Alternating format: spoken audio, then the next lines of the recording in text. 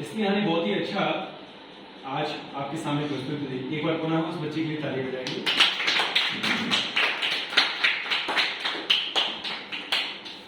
आज की बाल संस्कार शाला में आपने किस भाव से इस बच्ची को सुना, जिस बच्चे ने जिस भाव से आपको जो गुरु वंदना जो आपको अवगत कराई है, बड़ा ही प्यारा उसने गाया। तो बच्चों, हम पिछले रविवार को बात कर रहे थे कि बाल संस्कार शाला में आखिर जब हम आते हैं तो हमको लाभ क्या होता है। तो उसका एक लाभ मैं इस आज की बाल संस्कार शाला में आपको बताना चाहूंगा। मान के चलिए कोई कपड़ा है जो कि बहुत मैला है, बहुत गंदा है। अब आप क्या करते हैं, उसको धोने का प्रयास करते हैं। तो जब आप उस कपड़े को धोते हैं तो क्या ये 100% श्योरिटी है कि वो पहली बार हमें धोया साबुन से वो बिल्कुल व्हाइट निकल आया, जिस रूप में था वैसा निकल आया? कैसा होता है? नहीं होता।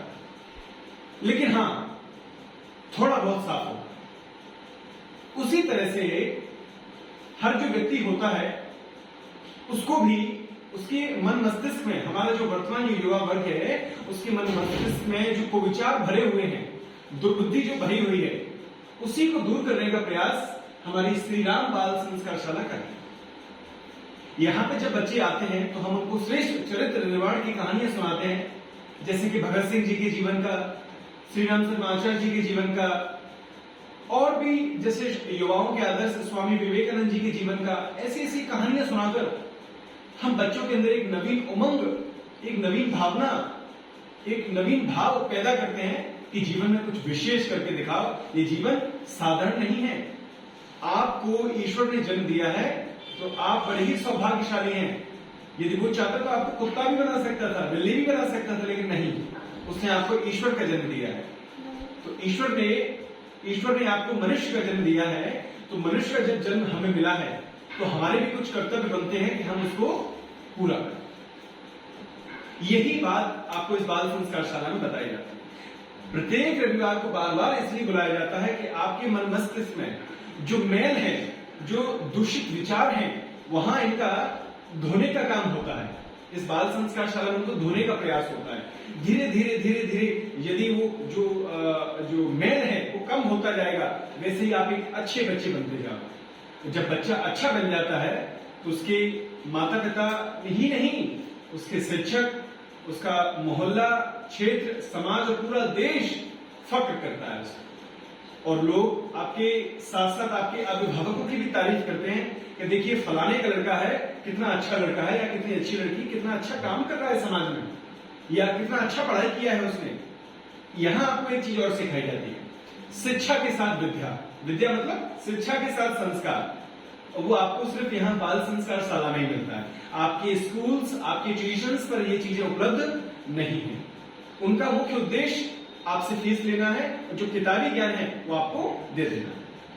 रही बात व्यक्तित्व निर्माण की, व्यक्तित्व परिष्कार की, तो गायत्री परिवार के द्वारा संचालित श्री राम बाल संस्कार शाला में हम प्रयास करते हैं, हमारे सभी भाई प्रयास करते हैं कि यहाँ पे जितने भी बच्चे हमसे जुड़े हुए हैं हम उनको बेहतर से बेहतर नैतिक शिक्षा दे सके, ताकि उनका जीवन ही नहीं, उनके पूरे परिवार का जीवन धन्य हो सके। और वर्तमान का जो परिदृश्य है, जैसा कि हम सभी जानते हैं, बहुत दूषित है। छोटे छोटे बच्चे गुटखा, तंबाकू, बीड़ी, ऐसे जैसे बहुत सारे नशीले चीजों का सेवन करते हैं। बहुत सारे नशीले, उनकी जो भाषा है बहुत दूषित भाषा है। अपशब्द, गाली गलौज उनके मुंह पर रखा हुआ होता है। बेईमानी, उनका हर वक्त मत रहता है कि हम कैसे अपना स्वार्थ सिद्ध करें। सिर्फ उनका मुख्य उद्देश्य अपना उल्लू सीधा करना है, मतलब अपना काम निकालना है। अपना काम निकालने के, अपना काम जब से ही निकल जाता है व्यक्ति का, उसका व्यवहार बदल जाता है। लेकिन यहां आपको बुलाकर क्या सिखाया जाता है कि बेटा बनो और बनाओ।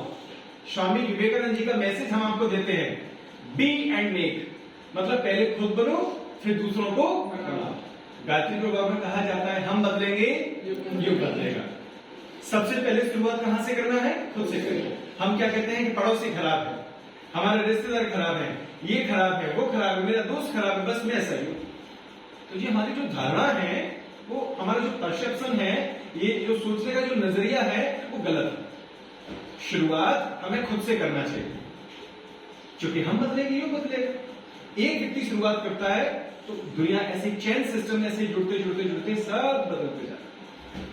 हम महान लोगों का उदाहरण तो देते हैं, भगत सिंह जी का उदाहरण तो देते हैं, लेकिन कोई भी माता पिता अपने घर में भगत सिंह नहीं चाहता है। क्यों? क्योंकि भगत सिंह को फांसी होती है। तो कोई भी अभिभावक भगत सिंह की तारीफ तो करता है, सब करते हैं, लेकिन अपने घर में कि अपने लड़कों को भगत सिंह बना सकें ऐसा कोई प्रयास नहीं करता है। क्यों? क्योंकि इसके लिए एक बड़े दिल की आवश्यकता होती है। अभिभावकों का मुख्य उद्देश्य होता है कि हमारा लड़का डॉक्टर बने, इंजीनियर बने, बड़ा पदाधिकारी बने। अच्छी बात है, बनना भी चाहिए, आप किसी भी पद पे जाएं, लेकिन सदैव एक चीज का याद रखना है, वो है ईमानदारी के साथ कार्य करना।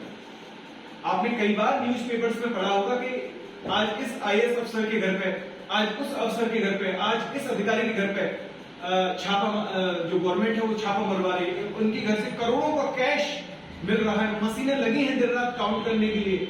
सोचिए, जबकि सैलरी इनका थोड़ा सा मिलता है, इतना कैश कहां से आया? यह है बेईमानी का पैसा, जिसको कहते हैं ब्लैक मनी। अब व्यक्ति ईमानदारी से ही कितना कमा सकता है? जो उसको जो सैलरी मिलती है उसका घर परिवार अच्छे से वो गुजारे चल सकता है, लेकिन उसके घर में हजारों करोड़ रुपए मिल रहा है, ये कहां से आया?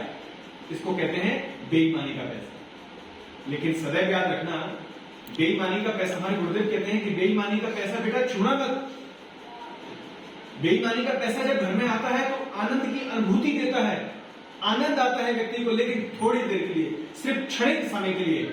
उसके पश्चात जिस तरह से आता है वैसे चला भी जाता है, और उसके साथ साथ हमें जीवन में कष्ट भी देता है। शारीरिक बीमारियां, मुकदमे, लड़ाई झगड़े, इन सब में हमारा पैसा, वो जो बेईमानी से जो हमने कमाया है वो बर्बाद हो जाता है। बाल संस्कार शाला में आपको इसलिए बुलाया जाता है कि कल जाके आप कोई बड़े अधिकारी, बड़े पदाधिकारी बनेंगे तो आप कहीं ईमानदारी की राह ना भूल जाएं, कहीं आप ईमानदारी से के रास्ते से भटक के बेईमानी के रास्ते पर न चले जाएं। किसी गरीब आदमी से आप रिश्वत ना ले लेंगे, गरीब हो या अमीर, किसी से भी आप रिश्वत, कोई गलत पैसा, अतिरिक्त पैसा ना लेने लगे।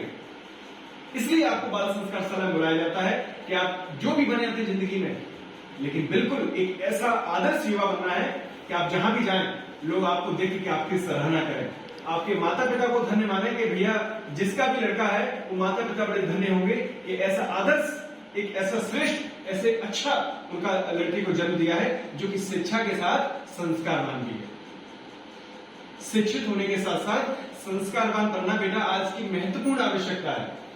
मैं ऐसे बहुत सारे लोगों को जानता हूं जिनके पास बहुत बड़ी बड़ी डिग्रियां हैं, लेकिन जब उनसे मिलता हूं, उनके जीवन को समझने का प्रयास करता हूं, जब वो बोलते हैं तो पता चलता है कि इनसे उद्दंड व्यक्ति कोई दुनिया में है ही नहीं। बहुत अश्लील उनके विचार हैं, उनकी मानसिकता दूषित है। तो आप बताइए, क्या ऐसी डिग्री कोई सार्थक है? क्या ऐसी डिग्री से व्यक्ति इस देश को आगे बढ़ा पाएगा? नहीं बढ़ा पाएगा। तो हमारा इस वर्तमान के समय में हमारा क्या उद्देश्य है? हमारा उद्देश्य है, फिर से एक बार आपको रिमाइंड करा दें, बी एंड मेक। पहले खुद को बनाओ, फिर सामने। हम बदलेंगे, हम सुधरेंगे, इसी तथ्य पर हमारा गायत्री परिवार का पूर्ण विश्वास है। यदि हम इस तथ्य को अपने जीवन में अपना लेते हैं तो हम सभी बच्चों का जो जीवन है बहुत अच्छा बनेगा और सार्थक बनेगा। हम दूसरों के लिए एक रोल मॉडल कहे जाएंगे। और उम्मीद है कि हमने जो बताया है आपको प्रेरित किया होगा। इसी के साथ हम अपनी बात को समाप्त करना चाहेंगे। बहुत बहुत धन्यवाद।